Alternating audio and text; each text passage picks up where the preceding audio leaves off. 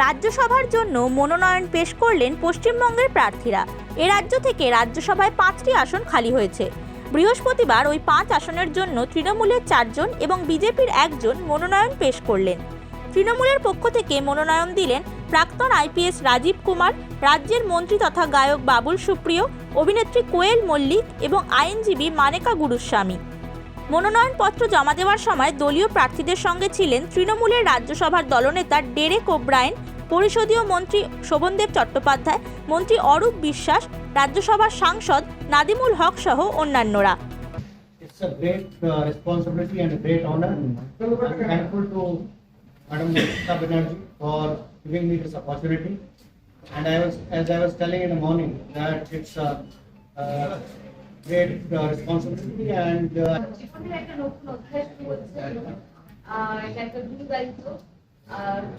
মানে আমি শুধু এটাই বলবো যেন সবাইকার আশীর্বাদ, সবাইকার ভালোবাসা আমার সঙ্গে থাকে, যাতে অনেক অনেক মানুষের সেবা করতে পারি, যেন দেশের সেবায় সক্ষম হতে পারি, সফল হতে পারি, অনেক মানুষের আমি উপকারে আসি। পারফর্মার যখন আপনি একটা স্টেজে গেলে, লোকে যখন আমি পলিটিক্সে এসেছিলাম সেই ধারণাটা এখনো থাকে।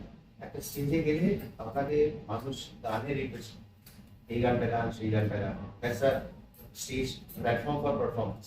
এটাও একটা প্ল্যাটফর্ম ফর পারফরমেন্স। খালি যে রিকোয়েস্টের ধরো, টাইপ অফ রিকোয়েস্ট এক চেঞ্জ, যেটা একটু বলে যে রাস্তাটা করে দিন বা স্কুলটা এখানে আপনার কিছু কাজ করা দরকার। তো মানুষের টাকায় যে কাজ হয় এখানে দুটোই প্রিপেড। আগে ভোটে জেতাতে হয়, তারপরে সেই কাজ কিরকম করছে সেটা দেখতে হয়। এটাও প্রিন্ট। আগে আমাকে দল মনোনীত করলো, এরপরে আমার কাজটা কিরকম হবে সেটা মানুষ বিচার।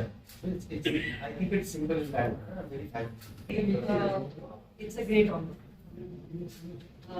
As a lawyer, as a constitutional lawyer, I'm grateful to have the opportunity to serve in the upper house of parliament, which is crucial in the context of lawmaking.